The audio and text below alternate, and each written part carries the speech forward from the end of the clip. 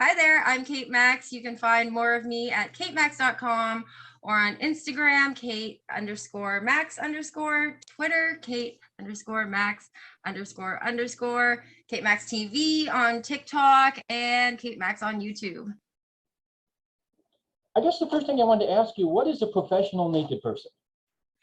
Well, it's a term that I made up because Cool. yeah, I was involved in so many things, and it just always led to being naked, like I was stripping, I was booking TV gigs, but for some reason they were always naked, or sometimes you wouldn't even see my face, but you'd see the goods. Everything else, right? Right. And then I became a naked MC for Young Swingers Week, and everything just kind of revolved around that. So I didn't know how to, like, it's a lot when someone says, "What do you do for a living?" and you say a huge list of things because you don't actually have one real job. You're a gig person. So I just call it professional naked person. But you joke about doing a lot of things, but when do you sleep? Because it seems like you're working all the time. I'm really good at napping. I'm great at taking a nap anywhere that I need to. That's the truth. And have you been comfortable being naked all the time? No. No. As you can see, I'm Asian, Right. Chinese to be specific, and in Chinese culture, that's not really something that you want to do. I was taught, like, don't show your body, like, don't have people look at you, and I never understood why. It's like always these instructions, like, don't do this and don't do this, but there was never why. And then as a curious person, I just tried to discover the why. So I decided to do it to find out why I shouldn't be doing it. And then I kind of realized that, I kind of like it. When you started doing were you doing it for the attention or just a curiosity of what the issues were? I could say probably a bit of both, but mostly just curiosity, like I really wanted to explore a sexy side of myself. I never really in my teenage years growing up, high school, I was not considered an attractive person by my peers, so I was desperately seeking that. So I went out and did different things. Once I left high school, I danced on like a show on Much Music. I modeled lingerie in the window of a lingerie and fetish store. I did, a topless Asian calendar. I just wanted to see what all this stuff was about. In high school, you mentioned you weren't popular. Were you a geek? Were you a loner by per se? Were you just an introvert? I was Asian. I grew up in a pretty white bread town, so that was already a hurdle there. But I was always quite outspoken about my opinion, which always differed from the mainstream. And yeah, I guess I was a bit of a wild child. I was like sneaking into clubs early and doing all kinds of things I wasn't supposed to. So that didn't really vibe. I mean, I was like smart, I got good grades, and then I was a cheerleader also, but it came down to me making a choice actually between the cheerleading team and my personal life. When my coach found out that I was getting like kind of racy modeling gigs, I was left there to choose, and I chose my life and I walked off the team. So that kind of ended my high school coolness. When did you start modeling?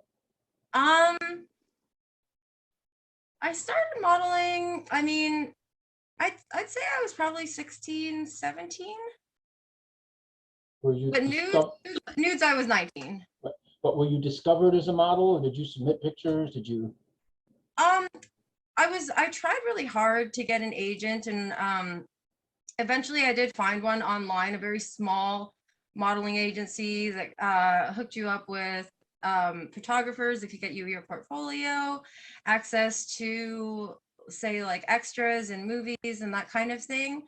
And I built my portfolio there, and I just started booking paid gigs through that studio, and things kind of just steamrolled. And the thing is, I've never really had a modeling agent. I've had acting agents, but I've never really had a modeling agent. It's always been this like freelance kind of lucky thing that happens for me. The early modeling you did, would that be any ads or anything we might know, or alcohol, beer, I don't know, a catalog? You actually need to be 25 to do beer ads. I was in a beer Wow. ad for Budweiser. Right. It aired during the Super Bowl, so you might have saw it if you're a football fan. It was about a hockey team, and then no one's watching their game, and a big flash mob comes in. It's a bunch of Bud girls with the team letters written on their stomach. So I was the G in Amigos. How did the transition come from, I guess, doing normal modeling into more racier modeling? I always was, like I said, I always really craved to feel sexy. I didn't know what that was. I really wanted to own my own body and feel comfortable in it. I didn't know how to do that. So it was just something I was always really open to. I mean, maybe I'm a bit of a perv, but like whenever I saw movies, like the best scenes were always the nude scenes. Like I just remember seeing like sexy music videos, Bram Stoker's Dracula, the scene with Yes. Keanu Reeves and the three vampiresses that are seducing him. Like for some reason in my mind, I was like, that's what I want to do. Like that's like I need more of that. So it was really natural. Like it wasn't like I was pushing my limits. I was like, I wanted to do this, like all of it. Well, in Canada, is there a big, I guess, market, or what's the word, for racy type modeling?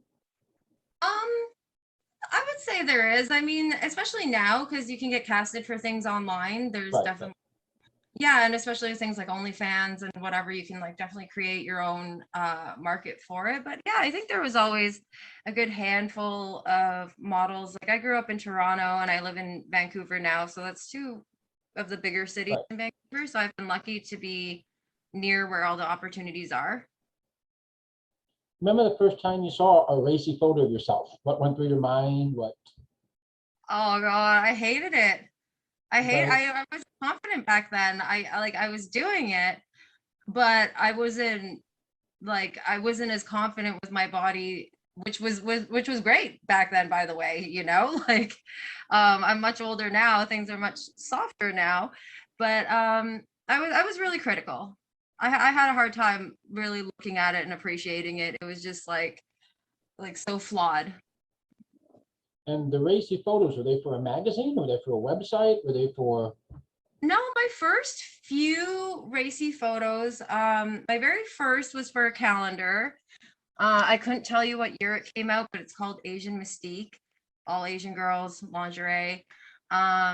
And then after that, I was getting booked for a lot of workshops within the studio. So that's where I really got comfortable being nude, because it would be like me on this little podium with lights and like 10 photographers all taking turns Yeah, yeah, yeah, rotating, yeah. doing that kind of thing. So like you kind of had to get comfortable real fast. And it was such a technical experience too, that it didn't feel threatening in any kind of way. So that's how I really got used to doing that. And then I was stripping, I was working in strip clubs. So it was a whole mix of like different types of nudity all at once. When you're doing the racy stuff, it was just basically you alone, and it was always just completely naked, right? It wasn't Um, like topless or anything.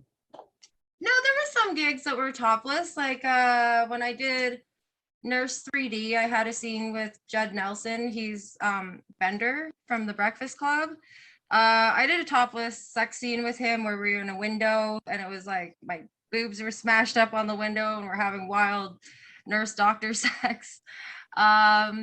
But yeah, there's been a variety of like topless, bikini, lingerie. Like I'm into it all, so I'm pretty easy to get casted because I think there's a lot of people out there that may have restrictions around the amount of skin they show on camera. Right. How do you get into stripping?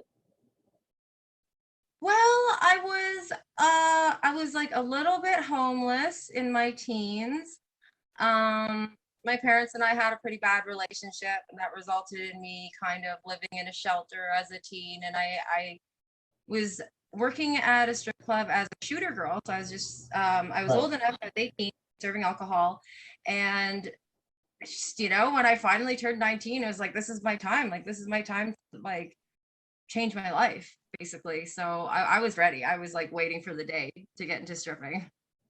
When did you just walk in and apply, or did you do one of the wet t-shirt contests where you win and you get a job and all that? I called them and I spoke to a manager and they were like, yeah, come on down. They asked me what I look like and all this. This is before Instagram and all this, so they couldn't just look you up. So I spent my last $40 to my name to get to this club on like a Wednesday night or something. I walked in and out of the door about 3-4 times looking really crazy because I was scared, like I was Right. like, just turned 19. This is a lot, right? So Right. walking in and out of the door until the bouncer asked me if I'm okay. And I was like, oh yeah, I called earlier. I think I want to dance. I mean, I had to. I didn't have cab fare home. I had to. Like, there was no going back from that situation. So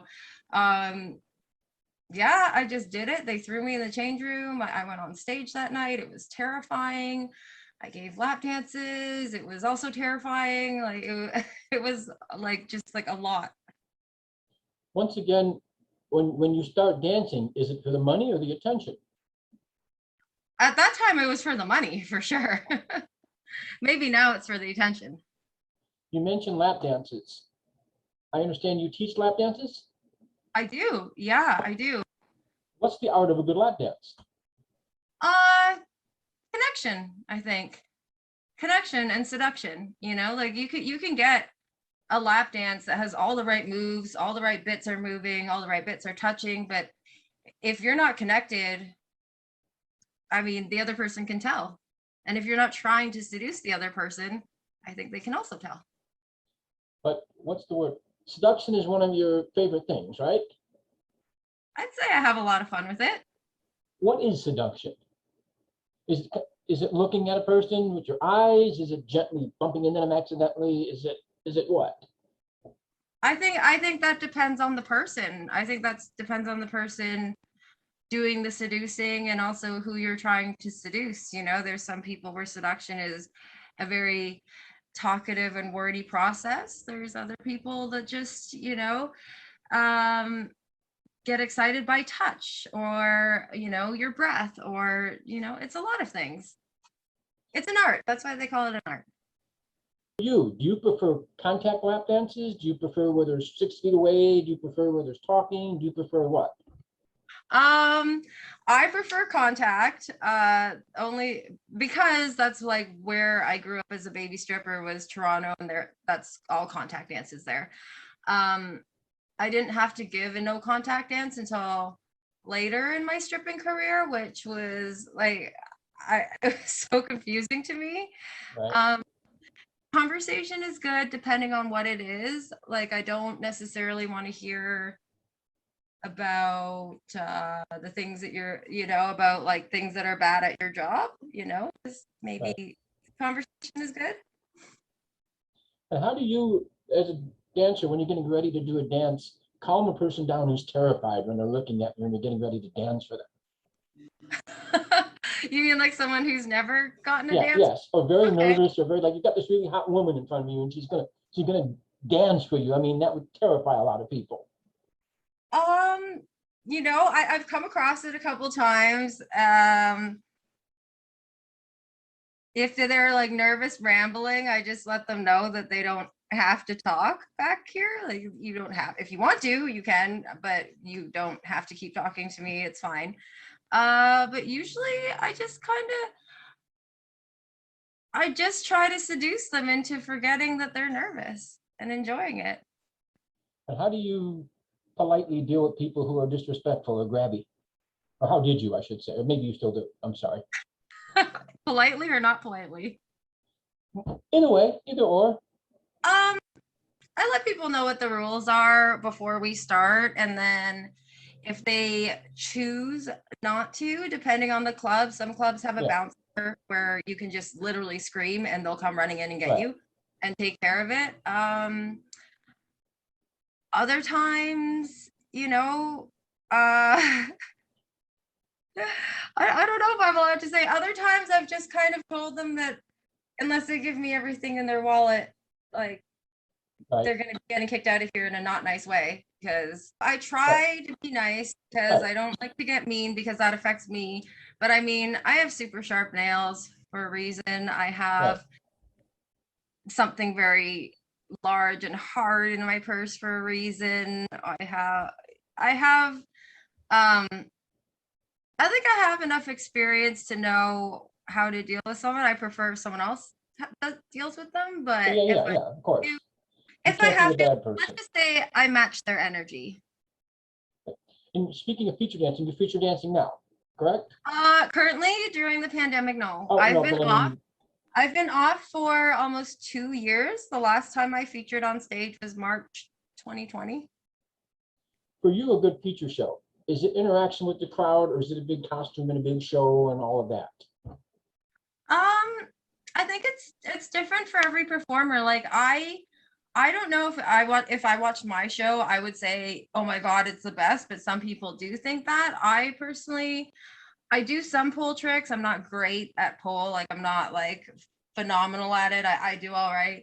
But I'm mostly like fun, entertaining, kind of like new ideas and themes all the time. I change it up. I'm really interactive with the crowd. But for me, when I watch a feature show, like I love like all the flair things that I can't do, Right, you know, right. the fire stuff and like, just like girls that are like great with poi or like the amazing pole girls. So um I guess it depends who you're asking, but I've heard my show's pretty okay. How do you make the transition then from stripping into movies and stuff, mainstream Uh, movies? they were happening at the same time. Like I said, I was modeling before I was stripping. So I kind of had my foot in that door and I kept going with that. And I always saw stripping as a way to help me do what I wanted to do in that Right, way and not have to take like a civilian, like a normal right. regular job, a real job. Um, so I always like used my stripping funds, like fund better photos for my portfolio, or I kind of like use that to my advantage to be able to attend a lot of auditions that a lot of people would have to pass on because of their day jobs. So um they were both always equal, like they were both always happening at the same time. Had you ever met any adult stars who came through feature dancing when you were a house girl or an in-house performer? I'm sorry. Um, I don't know if I've met adult stars through featured but I have met adult stars that feature dance, but I don't know if I've met any through feature dancing because as a Canadian I can't go to the States and do it where a lot of the adult stars like to hang out. But I know I have met adult stars in like in my life that also feature dance. I was just curious with all the nudity and stuff, if you'd ever been approached to get in the adult industry, make movies and the whole thing. um I have, and I made my first VR porn this year with Mac Movies, Samantha Mac Studio. They casted me for a foot porn. So yeah, that's my like my whole like professional adult industry resume right now. I I've gotten approached, but I didn't really have confidence in myself in that way to perform On camera. like all the big lights, camera, director, males, females, whatever, porn stars that I'm strangers with. Like I was like, I don't know if I'm that good at sex that I can even do it for that long. Like there was a lot of reservations Right. um about just myself. And if I could do it, I always wanted to, but I was like, oh, I don't want to like not do a good job. I feel a lot more confident now, especially having done like some stuff on OnlyFans and, kind of being able to do things at my own pace. Uh, just in the past, like I used to really love biographies. So I read Tracy Lords' biography and like some of the Playboy bunnies. And I was just like, oh, I don't know, this world, the whole like Right. industry is so intense. Like I'm pretty happy just being like a stripper, I guess. You mentioned your OnlyFans. What is your OnlyFans? It's at Kate Maxx with two X's. What kind of goodies can people find on there? Oh, I do a lot of stuff. I like trying new things. So whenever someone gives me an idea, I always try to give it a go. You'll find a lot of solo stuff. I love doing JOIs, jerk off instructional videos.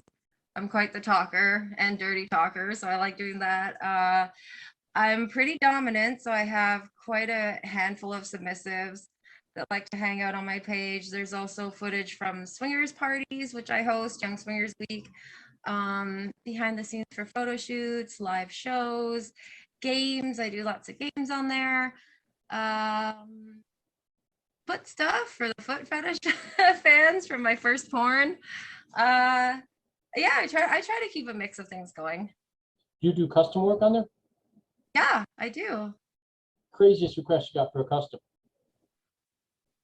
Craziest. Oh, this is my favorite. Okay, I'm so happy to talk about this. I don't even know if this is uh crazy, but it's my favorite custom, and this person has ordered quite a few from me and even brought my own friends into it. Uh, you know that scene in Indiana Jones where they rip a guy's heart out and they say Kali Ma? Okay. He likes me to reenact that. Wow.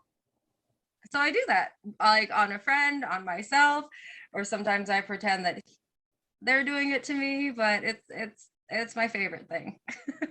And when people come to your OnlyFans, do you think they come for your personality or just for the racist stuff? Both. I think both, depending on where they found me. I have like let a lot of my personality out being an MC for Young Swingers Week and also being on Naked News. I got to speak candidly on camera. So the people that know me from there, I think, come on for my personality, but also they're curious and they know that I'm doing explicit stuff on there. And then I think there's some that just come across me and maybe they have maybe they like Asian girls or whatever it might be, or I'd like to think I give off sometimes a dom vibe that attracts people, but I'd say it's a good mix of both. And with the announcements recently from OnlyFans about that they were stopping certain types of material, how does that impact you? It was quite a panicky couple days there. It looks like they changed their mind and pulled another 180 on that for now.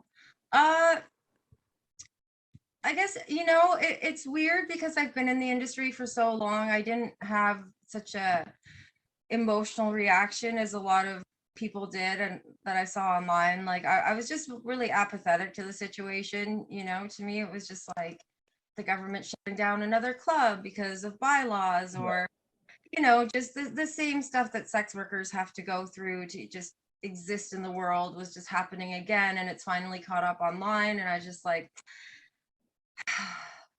yeah, yeah. And but how I really feel about it is I just don't understand why there's such a huge demonization of one of like the biggest industries out there. There's a demand. People want it. People want to pay for it. Why are we demonizing something as silly as sex and voyeurism and wanting to see people do it and wanting to pay them for it? Like, why is that bad? Has always been my question. And that's always the thing that I'm curious about and trying to explore. Like, why is it bad? You think you'll go to another platform? Loyal fans, somebody's fans, everybody's fans at this point. Everybody seems like they have a platform. Yeah, I definitely have like backup plans in place. I have my own katemaxx.com where everyone signs up with an email address so I can contact everyone and let them know where I'm going if things happen to change drastically really quickly. I'm already on ManyVids, which I sprinkle in my videos there and keep them up for sale, as well as sites like Sniffer, the panty selling website. And I did start a Fansly. It's free right now because I'm kind of in the middle of transitioning, not transitioning, Right. maybe doing both. I'm not sure. But yeah, Fansly was probably where I will head if things go super south on OnlyFans. You mentioned you were hosting the Young Swingers. I'm sorry. Yeah. How did you get involved in that, in the swinging in general? I've always been not great at monogamy. I've always just found it challenging, I guess. And that's not to say I was a serial cheat or anything. It was just like I was never super satisfied in a monogamous relationship. So, and being bisexual, I didn't know how to choose, and I didn't Right. know why I would have to choose. So once I started discovering like I guess we'll call them like alternative adult parties, like I started dabbling in fetish parties because I thought that was the only thing that existed. I was 19 when I started going to those, so I was like, oh, it's either your vanilla or your leather and kink, and Right. that's it. That's all I Right. knew. And then as I was in those communities, I started realizing, oh, there's sex clubs out there where you can go and hang out nude and swim in a pool or like wear sexy costumes. And there's a place where you can play in the back. I was like, is this my dream come true or what? Like, so once I discovered that whole world, I was thrown into that. And then while I was working for Naked News, I was one of the few anchors that was open-minded to that kind of lifestyle. So Right. they sent me to Hedonism to cover the event. And once I left Naked News, the people at the event swept me up and they were like, we like the way you talk on a microphone. How about you come work for us? And I was like, well, okay. You aside, what is the reality of swinging? Is it just about sex? Is it people meeting people, people interacting? What? I think it can just be about sex for some people. Uh for me, it's like it's a lot about like the amazing connections that you make there. Like I Right. host, it's different, right? If you're going for a night to a swingers club, it might be a different experience than if you're going to like one of my parties that I host where it's a week long. You get to have dinner together, you can go on little Right. dates, like you can practice all different kinds of fun swapping, or you can take it as slow as you want. So for me, it's a lot about like the friendships and like the true real talks that you have with people there too. Like it's hard to explain, but it's like there's a weird familiarity between swingers that is hard to connect with non-swingers in that way sometimes. And does it change your perception or maybe something of sex? Because most people think that great sex has to be between staggeringly beautiful people as opposed to people who just connect on a different level. Does that make sense? Yeah, I think a lot of people think that the events that I host are like everyone's like a Playboy model and every No. dude meant it, and that's not really what we're about. Like we want to be inclusive and we want everyone to feel like they're welcome and everyone's having a good time, and I'm always checking to see if everyone's feeling good and having a good time. I think there's a lot of common misconceptions about what a swingers party might look like, but I Right. think surprised. And I think people will be surprised at how comfortable it feels too. Well, then for you, a person comes to a strip party, or even somebody online, they have a chance in hell with you, male, female, whichever. Would they be tall, short, fat, skinny? For you, is it strictly personality? For you, is it It's more personality. Yeah. I can't like if you asked me to picture someone that I would go home with for the night, like there is no picture. Like that's like a blob of a person. Like I can even tell you like what color their skin is or hair, or if they have right? muscles. It would more be the way they speak with me, if I felt like they respect me, if do I feel safe with this person, like do I feel like this person is just trying to, you know, put their junk in me, or do Right. they enjoy being around me? So for me it's personality based a lot. Yeah. And for you, with your jobs and your open-mindedness, is it difficult for you to keep a normal relationship? It has been in the past. It's always been this thing that kind of like was the cool thing to do at the Right, beginning, right, to right. for sexy girl that's like overtly sexual online, like, hey, yeah. But then, you travel down the road and it's like all of a sudden it's like, oh, I'm not okay with your job once you're having an argument or something. And then all this like insecurity would pop up. So it has been a problem in the past. And like I have been in relationships where it's been used as ammo against me, which I've always felt is unfair. So, but with it's also not been, I've had relationships where it's not been an issue.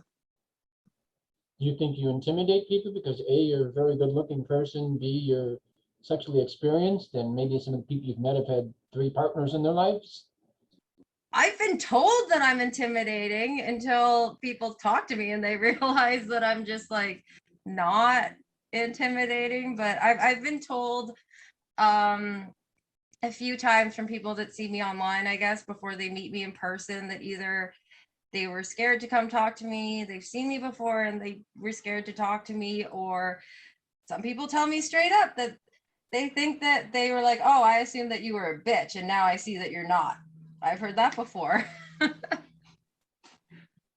And how much different are you than the person people see on camera? How much of this is an act? uh I think that overtly sexy side of me, it definitely exists, but probably not to the extent that people think it does. Like, people probably think I live my life 99% like makeup done, in lingerie, constantly seducing my Uber driver, like flashing in public, doing all the things. But I would say that it's more like a 30-40% of my life.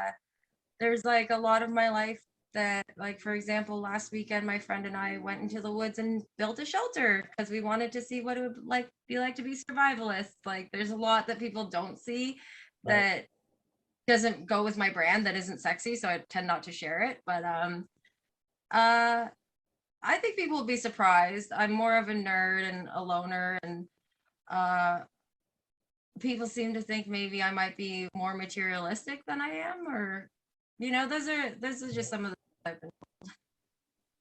And how did you get hooked up with naked nudes? How did that come up? I went in and I auditioned. I just kind of was like, I don't know why, but that day I told myself I wasn't going to get the gig, so it kind of took that pressure off of me for some reason. Like, mentally, I just like was like, whatever. Like, yeah, right, you're going to get this gig. Um, so I just kind of like winged it, and they called me back, and they kept calling me back. And when they have you come in and start doing segments or spots, or I don't know what they call them up there, are they telling you to be yourself, or are they giving you guidelines like, you kind of got to follow this because we have maybe censorship issues or something? A bit of both. When you do the scripted reports, it's hard to put your personality into it because you're just reading a script that was written for you. In some of the segments where it's more candid, where you're competing against each other or doing interviews, you can show a little more of your personality. And there were parts of you that they were okay with you sharing, but there was others that were definitely not okay. So Are there you was a the, bit of a like image that you had to put out there. are you the type of artist or person who goes back and watches your stuff and critiques it? Yeah, yeah. You critique a personal perspective, professional perspective. Maybe you should open for camera or something. um Now I'm definitely like, now that I'm older, it's definitely more of a professional perspective, and I take criticism, especially from myself and other people, like, so much better. But and even when I work at Naked News, I was already at that point where I could handle a lot of professional criticism coming from an acting background and all that. Like, you've heard how much you suck sometimes, so it's not really that big of a deal. It's not that big of a shock. Um, but yeah, I'm mostly from a professional standpoint. From a personal standpoint, uh, I just try to tell myself, like, just do your best. How did you get on body language or lingerie or that type of thing? Did you have an agent at that point? Body language, I did not have an agent. What happened there? I got asked to go on set.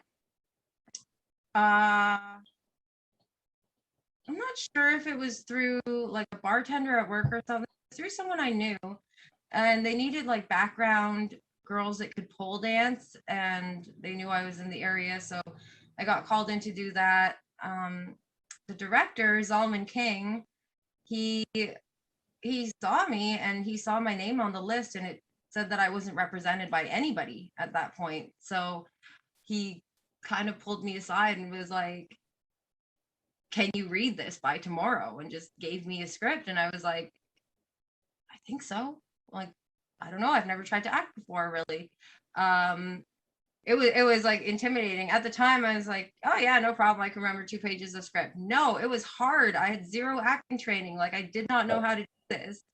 But I pulled it off, and then an agent found me, I guess, through all the paperwork for that production, and was like, do you want to be with us? And I said, okay. And for you, is ad-libbing easier than script? Um, I find ad-libbing easier because I'm a good talker. I think it's my background in stripping. I meet so many people and I can schmooze and talk, and that's kind of where my strengths are. Scripts are a bit harder. You have to access emotions sometimes, like maybe emotions that you may not understand. So yeah, it's easier for me to ad-lib, like improv all the way. And some of the earlier auditions, maybe even now, if there's nudity involved, do they expect you to get naked for them at the audition? No. I don't think they can ask you for that on your first audition. I think I mean, it depends on the production, I guess, but Right. I think probably not during the audition. They want to, unless you're just getting casted for like something in the background where they kind of have Right. to see you look naked and you have no lines, but typically they want to hear you read the lines. And you were on lingerie too? I was on lingerie too and body language too. Same time or after one after the other? Body language came first, and then my agent that found me there got me onto lingerie, and that was filmed shortly after. I think maybe it was like within the same year or two. And is that just one episode or is that like an ongoing thing? It was one episode, but I had a larger part in it. I played a cop named Joan, and um, me and one of the main characters, we had like a steamy hookup scene in a dressing room. Virtual swinging, how much different is that than all these dating apps that people have? From what I've been told and what I've observed, they have like, well, since we're like using Zoom right now, you can use Zoom for as many people as you want, right? Right, So right. I guess technically now and during COVID, when everyone's trying to be safe, is like this new evolution of swinging that's like these cyber orgies and these wonderful cyber parties where like sometimes it'll be a club or an event that'll host it, and they'll have presenters, they'll have entertainers, but you're Right. also free to play on camera if you want. You're allowed to watch other people play on camera. I think it's just like a cool evolution that's happened, and I guess it's cool because it's accessible to everyone now. Like if you live in a really small town and you can't go to somewhere like, I don't know, somewhere with like tons of swinging, say like, Houston, Texas, or Right. one of the bigger cities in Florida. It gives you access to try it out, So I think it's bringing swingers from all over together. I think it's cool. And can you give any advice to people now who want to get into swinging in this day and age? I would say try to go into it with as much of an open mind as you can. Educate yourself on swinging and non-monogamy. Talk with your partner honestly about why you want to do it, what you're okay with, and your boundaries and all that. Like, be honest with your partner. It's gonna suck sometimes. Like, it's really gonna not be a great conversation. Like, feelings might get hurt, but you have to like accept what your partner's telling you, like with a place of love, right? Because you care about this person. I want you to be happy.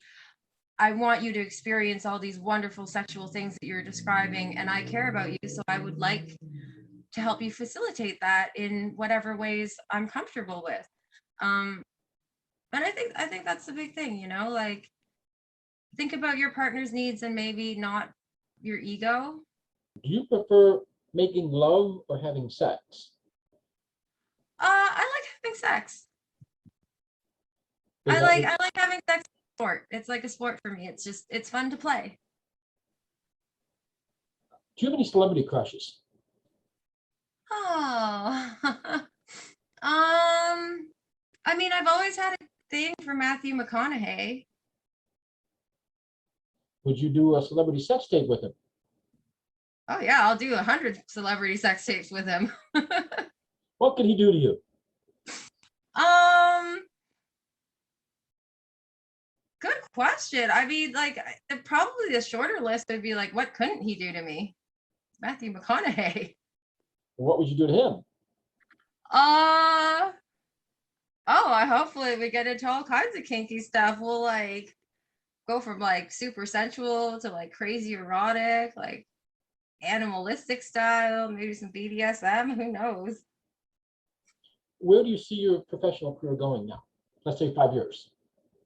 Uh, there's all different pathways that are kind of like laid out, and some are very dependent on what happens with the pandemic and what we will and we won't be able to do. But Right. what I see hopefully, happening is I continue to host parties more than ever. Before the pandemic happened, we were gearing up for like 10 a year. So hopefully that still happens. There's been some whispers about my own news channel, which I would have more creative control over, which would be really cool. I would love to be still touring once in a while, dancing and doing a couple feature shows here and there.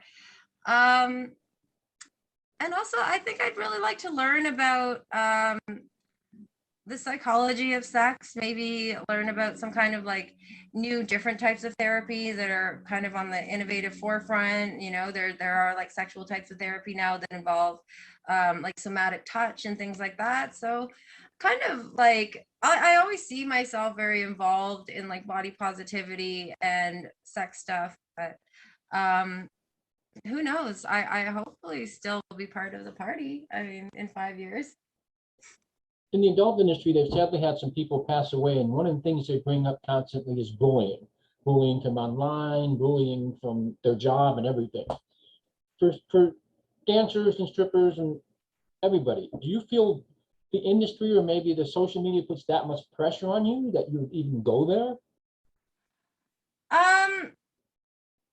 Yeah, I do actually. I think people feel really safe behind their screens and say whatever hurtful things they want. I think it's made it really accessible for bullies to have like a safe place to express their opinions. I mean, I'm subject to it, but it's one of those things that you have to understand. If you're putting yourself out there publicly, a lot of people are going to like what you do, and a handful of people will never be pleased with what you do, and they'll let you know about it. It's hard to say because like after years and years of rejection with acting and stripping and modeling, I have a pretty tough skin when it comes to like Right. rejection. Doesn't bother me. But for like say any newbies out there or people that are struggling with online bullies, I'd say the best thing is like if you don't have to, don't read the comments. Like other people's opinions of you are none of your business. It doesn't matter. Just keep doing what you're doing.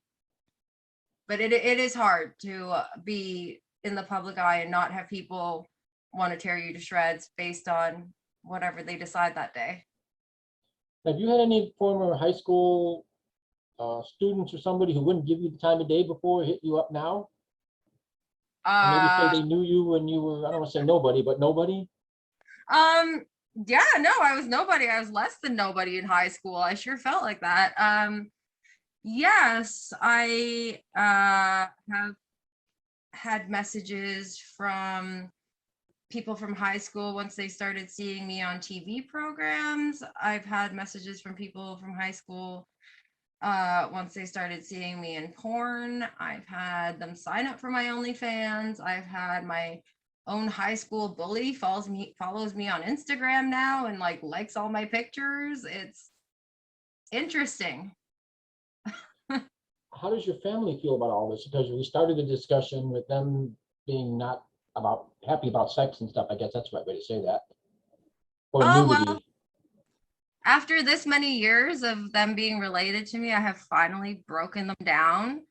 Um, there were years where we didn't speak at all. There were years where they were pissed at me. There were years where They let me know that they didn't like what I did, but we've gotten older and we don't care anymore as much. And Right. I think they realize it's not a phase, just like my bisexuality is not a phase. Me being a slut for real to the core is not a phase. Like, it is like to the core who I am.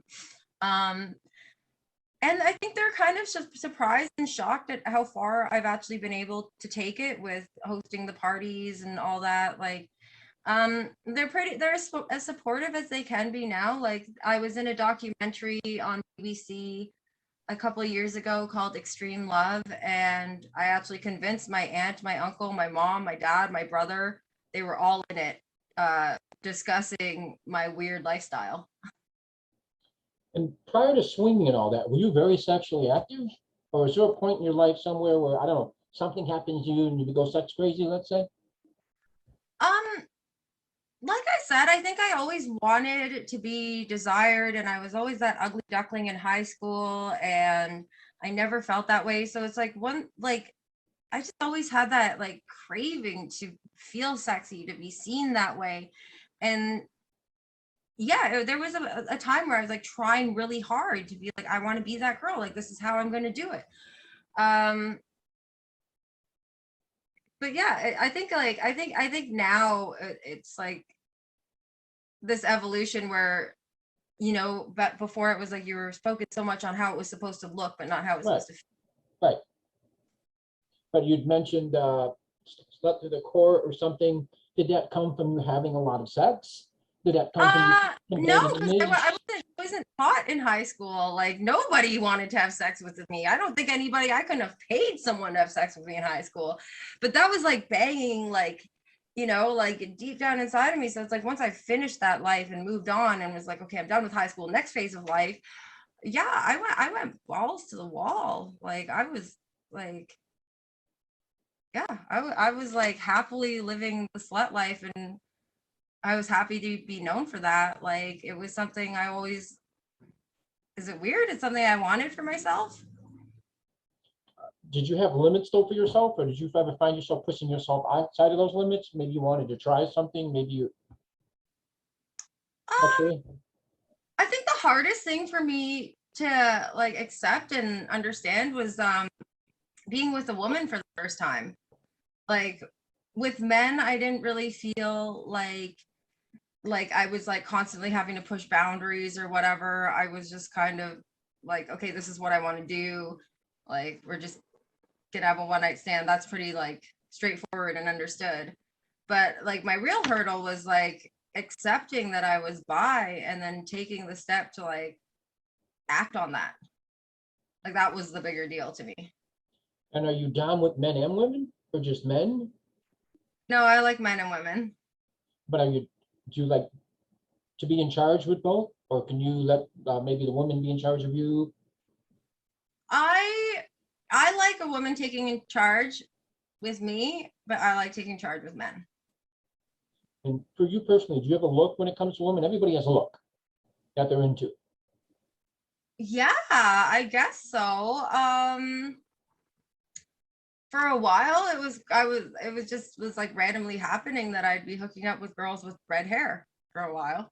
So but I think for me it's like body type. I like not a lot of plastic surgery. Like, I'm not like super Right, attracted to like all right, the like bits and pieces that are voluptuous. Like, I like just natural, normal, like regular looking right. girls.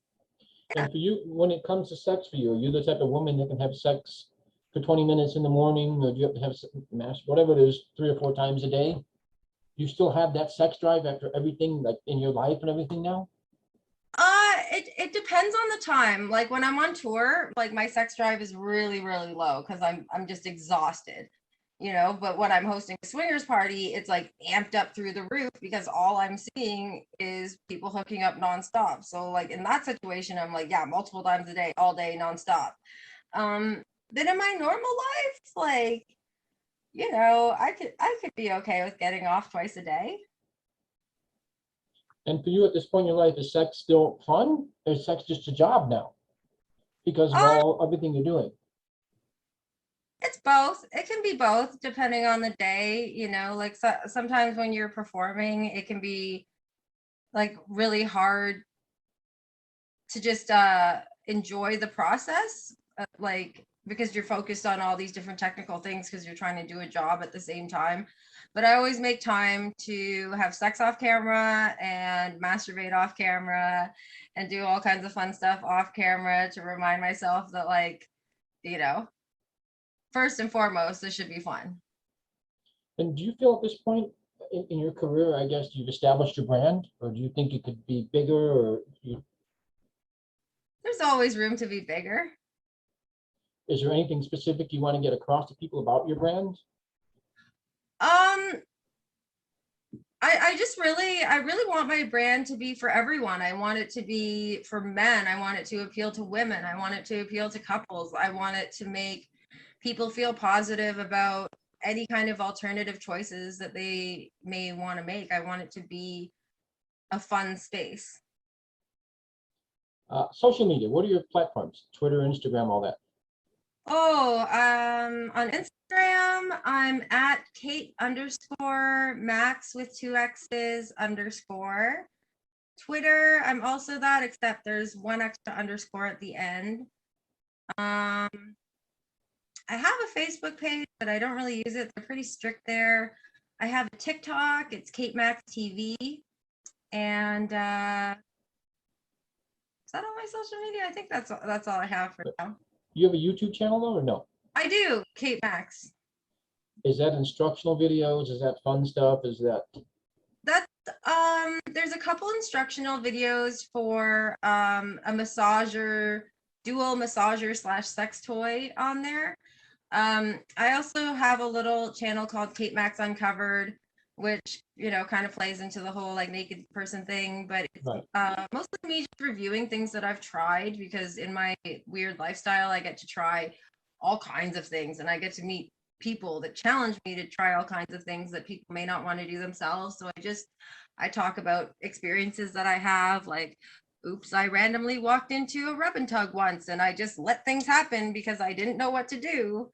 Let's tell people what that was like. Or I had a tantric massage. What was that like? Just experiences that I've had.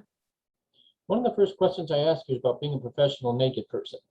For you, what's the reality of that versus what people think it is? I think the reality is that I'm just like a hippie, open-minded person that also has a very normal life too. Like it's not always naked and exciting and orgies, and I don't I think a lot of people, when they hear that I facilitate sex parties, it means like a dude hires me and then I provide him with many people to have sex with. Like, I think that's what people think, but I'm like, no, mostly it's just what it really is I found something that I like: sex, nudity, body positivity, parties. Found a place for me in this world, and I'm just doing a lot of that. And like my regular days normal, I play video games, I cook dinner, I clean my house, I take my dog for walks, I go on hikes, like, all very like incognito, with the rest have no idea what I do. You meet a younger version of yourself.